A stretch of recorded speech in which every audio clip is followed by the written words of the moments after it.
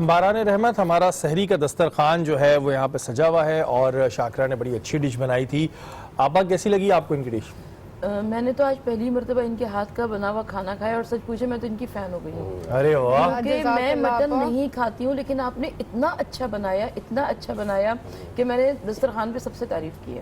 تو پھر آج کچھ اور ہی مانگ لیتی. یہ مجھے کہہ رہی تھی جب آپ کو انہوں نے دیکھا وہاں سے تم کھڑے بات کر رہی تھی، کہہ رہی تھی میں آپا کی بہت بڑی فین ہوں. اب یہ آپ کے بولنے کا انداز، بیان کرنے کا انداز ایسا ہوتا ہے جب میں ٹی وی پہ ہی دیکھ رہی ہوتی تھی. تو یہ اب تمہارے لیے جو ایک بڑا کمپلیمنٹ ہو گیا بہت بڑا کہ آپا نے کہہ دیا میں ان کی فین ہو گئی. جب سے یہی کہہ رہی تھی میں نے کہا اگر آپ کہہ رہی ہیں تو یہ میرے لیے بڑی سعادت کی بات ہے. بھائی بڑا اچھا ویسے ہماری شیف بناتی ہیں. اچھا آپ دیکھ رہے ہیں جی اس وقت یہاں پر 3 ہمارے ساتھ ہمارے ننھے گیسٹ موجود ہیں اور آئیے آپ کو ان سے بات کراتے ہیں. السلام علیکم. السلام علیکم. وعلیکم السلام. اتنا پہلے بتائیں آپ گھبرا کیوں رہے ہیں؟ میں نے آپ کو ڈانٹا ہے، میں نے آپ کو آنکھیں دکھائی ہیں، کیا کیا ہے میں نے؟ کیسے ہیں آپ؟ کیا نام ہے آپ کا؟ عبداللہ اقبال خان. عبداللہ اقبال خان. عبداللہ کون سی کلاس میں آپ؟ 4 کلاس میں. ماشاءاللہ. تو آپ مجھے بتائیں کہ آپ نے بڑے ہو کے کیا بننا ہے؟ کوئی پلاننگ کی ہے آپ نے؟ جی. کیا بنیں گے آپ؟ انجینئر. اچھا مجھے سچ بتائیں، آپ اتنا ہلکے بولتے ہیں یا یہ ابھی میرا اثر ہے کہ آپ بول ہلکے رہے ہیں ان کیمروں کا اثر ہے؟ ابھی ٹینشن ہو رہی ہے نا تھوڑی؟ جی. گھبراہٹ ہو رہی ہے؟ جی. چلو تب تک تم اپنی گھبراہٹ ختم کرو، دوسرے بچوں سے بات کرتے ہیں. السلام علیکم. وعلیکم السلام. یہ دیکھو بالکل بھی گھبراہٹ نہیں ہے، آواز بتا دیتی ہے کہ گھبراہٹ نہیں ہے. کیا نام ہے آپ کا؟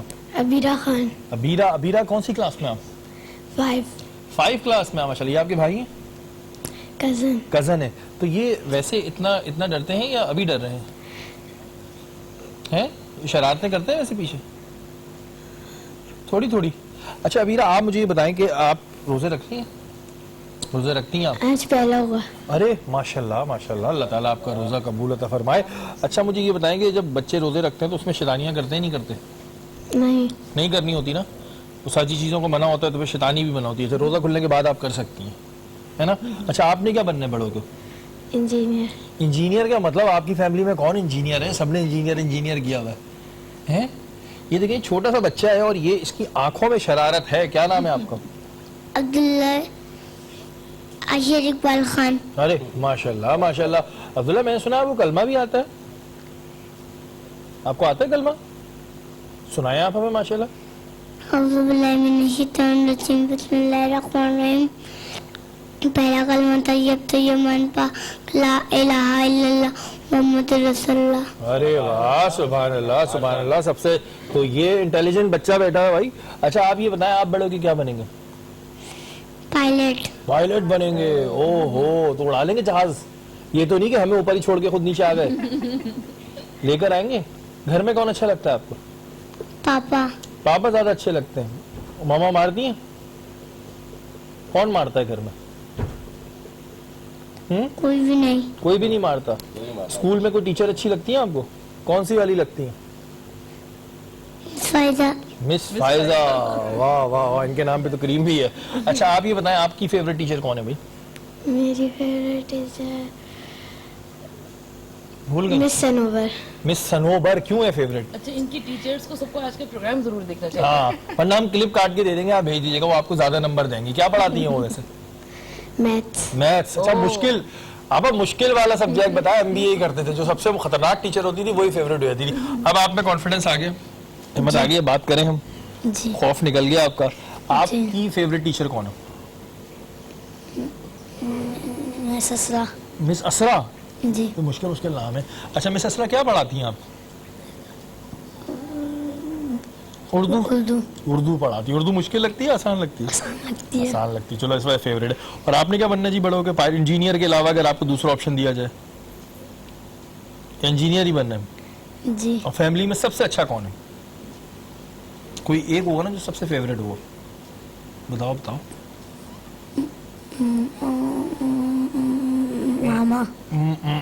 ماما. چلیں جی آپ لوگوں کے لیے بہت ساری دعائیں اور اللہ تعالیٰ آپ لوگوں خوشیاں دکھائے. آپ کے ساتھ گفٹ بھی جائیں گے. اچھا ڈاکٹر صاحب ابھی ہم جب بریک میں تھے تو آپ کوئی واقعہ بتا رہے تھے حضرت علی رضی اللہ تعالیٰ عنہ اور صحابیوں کی محبت کے حوالے سے کچھ، تو وہ ذرا اگر آپ. بسم اللہ الرحمن الرحیم. کتنا خوبصورت واقعہ ہے کہ حضرت مولا کائنات کے علاقے میں حضرت عمر کا کچھ عرصے کے لیے آنا ہوتا ہے اور ان سب کی نشست و برخاست مسجد سے وابستہ تھی. مسجد مراکز ہوا کرتے تھے, خالی نماز پڑھنے کی جگہیں نہیں ہوتی تھی, ملاقات کی بھی وہی جگہ ہوتی تھی, مشوروں کی بھی وہی مسجدی جگہ ہوا کرتی تھی, فیصلے بھی مساجد میں ہی ہوا کرتے تھے. تو مغرب کا نماز کے بعد کا وقت آپ آئے, دیکھا کہ مسجد میں چراغ نہیں ہے, کوئی روشنی کا انتظام نہیں ہے, چراغ نہیں ہے, تیل نہیں ہے. آپ بازار گئے حضرت عمر اور چراغ لا کر مسجد میں سجا دیے, چراغا ہو گیا مسجد میں, روشنی ہو گئی, اور یہ رکھ کے وہاں چلے گئے گھر اپنے. حضرت علی کا آمد ہوئی, دیکھا تو چراغا, پوچھا لوگوں سے پوچھا یہ آج مسجد میں روشنی, کہا عمر آئے تھے, بازار سے خریدا چراغ اور یہاں سجا کے چلے گئے. آپ نے دعا دی کہ اللہ جس طریقے سے عمر نے ہماری مسجد میں چراغاں کیا ہے, اس کی لہت کو بھی چراغاں کر دینا. یہ دعا دے کے آپ واپس گھر چلے گئے. تھوڑی دیر بعد پھر حضرت عمر آ گئے مسجد میں, لوگوں نے گھیر لیا, کہا علی آئے تھے, کہ اچھا کیا فرمایا؟ کہا تمہیں دعا دے کے گئے ہیں عمر, آپ کو دعا دے کے گئے ہیں. کہ کیا دعا دے کے گئے؟ یہ بتائیے کہ دعا یہ دے کے گئے کہ جس طرح مسجد کو چراغاں کیا ہے, اللہ تعالیٰ عمر کی لہت کو نور سے منور فرمانا. آپ سیدھے گئے حضرت علی کے دروازے پہ, کھٹکھٹایا, کہا کون؟ عمر. دروازہ کھولا, عمر خیریت, کیسے آنا ہوا؟ کہا جو دعا مجھے دے کے گئے وہ اس رقعے پر تحریر کر دیں. عمر کیا کرو گے؟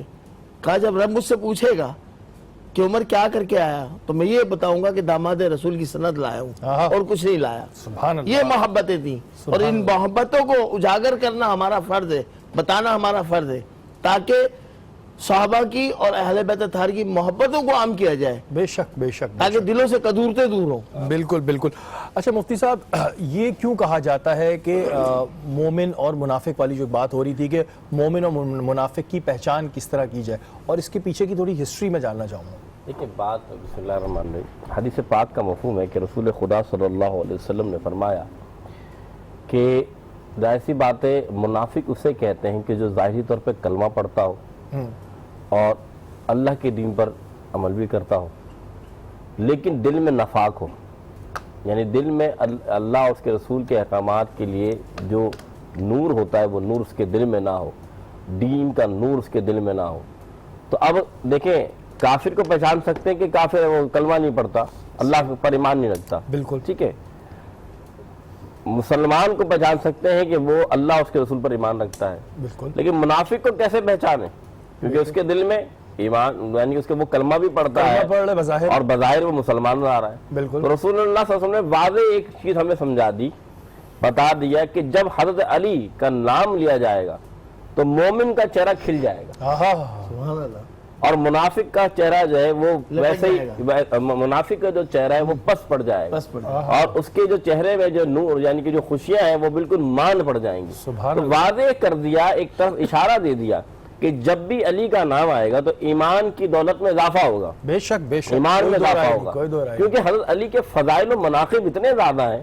تو اسی وجہ سے صحابہ کرام حضرت علی سے اتنی محبت کرتے ہیں, اس لیے فرمایا کہ اگر کسی کے دل میں ذرا سا بھی علی کے بارے میں خیال آتا تو سمجھ لو وہ نفاق کی طرف جا رہا ہے, اور اگر نفاق سے بچنا چاہتا تو دل میں علی کی محبت کو قائم ہے. بے شک بے شک. اور پتہ نہیں کون ایسے بدنصیب ہوں گے جن کے دل میں ایسا آتا ہوگا, اللہ تعالیٰ ان کو معاف کرے اور ان کو سیدھے اور سچا راستہ دکھائے. کیونکہ مجھے تو حیرت ہوتی ہے کہ ایسا کون بدنصیب ہو سکتا ہے کہ جس کے دل میں رتی برابر ذرہ برابر بھی ایسا خیال آتا ہو. آپا, ہمارا جو یہ سیگمنٹ ہوتا ہے, کیونکہ آج یوم علی کی مناسبت سے ہم تھوڑا چینج کر رہے ہیں اور ہم اس ٹاپک کی طرف بھی ظاہر ہے ہماری بات چیت ہو رہی ہے, لیکن آج میں آپ سے یہ ضرور جاننا چاہوں گا کیونکہ ہماری اس نشست پہ جو بھی آتا ہے مجھ سے جانتے ہیں کہ ان کا بچپن خود کا کیسا تھا. تو تھوڑا سا پہلے میں آپ سے جاننا چاہوں گا کہ آپ کا بچپن کیسا گزرا؟ الحمدللہ میرا بچپن بھی بڑا خوبصورت تھا, جیسے کہ سارے بچوں کا بچپن ہوا کرتا ہے, لیکن بچپن کی تمام یادوں میں ایک یاد بہت تلخ میرے ساتھ ہے, وہ یہ کہ میری ایک جڑواں بہن ہوا کرتی تھی. میرا نام سروت ہے, اس کا نام ستوت تھا, اور 7.5 سال کی عمر میں اس کا انتقال ہو گیا تھا. تو جب میری اس بہن کا انتقال ہو گیا تو میں اپنے والد سے بہت زیادہ اٹیچ ہو گئی تھی. تو میرے والد جو تھے وہ بہت زیادہ علمی اور ادبی شخصیت تھے, تو وہ جب آیا کرتے تھے آفس سے تو وہ مجھے کوئی بھی کتاب کھول کر دے دیا کرتے تو کہتے تھے پڑھ کر سناؤ. اب میری قسمت ہوتی تھی کہ وہ میر تقی میر کا مجموعہ کلام ہو یا فیض صاحب کا کلیات ہو, کچھ بھی ہو, وہ کوئی بھی کتاب ہو وہ میرے نصیب ہوتے تھے، اور وہ کہتے تھے یہ چائے پی رہے ہوتے تھے اور مجھے سامنے کھڑا کرتے تھے، کہتے تھے یہ پورا پیج پڑھ کر سناؤ. تو اس نے ایسی تربیت کر دی کہ الحمدللہ شاعری بھی کوئی چیز نہیں رہی، پھر ادب کی طرف، شعر و شاعری کی طرف، پھر مذہب کی طرف.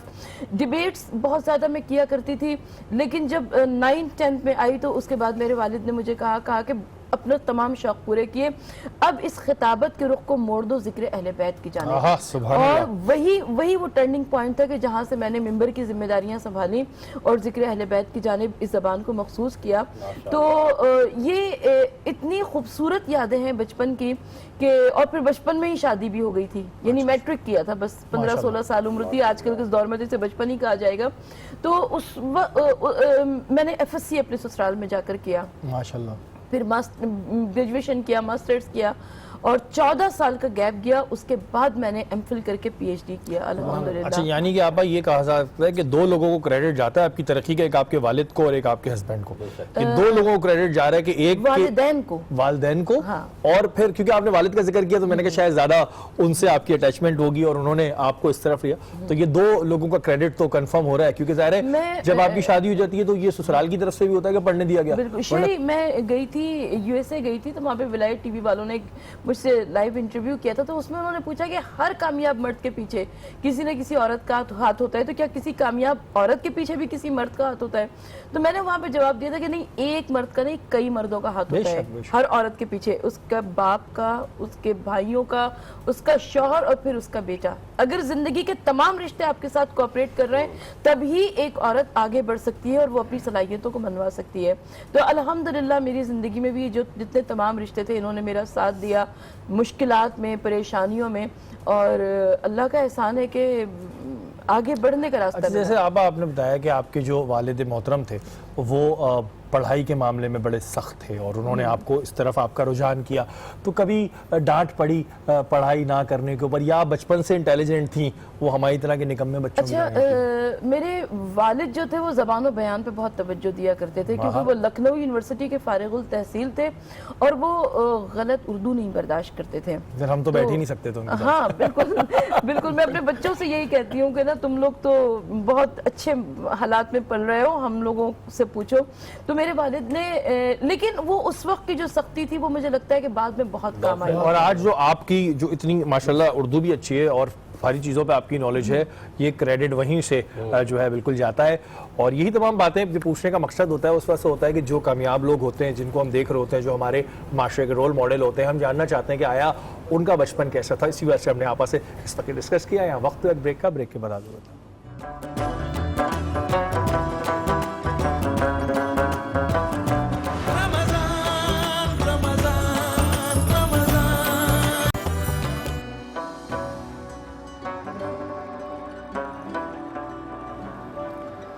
باران رحمت آج نیوز کی سحری ٹرانسمیشن اس وقت جاری ہے، اور وہی اپنی بات ضرور دہراؤں گا کہ یہ وقت بہت قیمتی ہے، بہت اہم ہے. اس میں زیادہ سے زیادہ دعائیں کریں اور اپنے منہ سے ہمیشہ اچھے الفاظ نکالیں.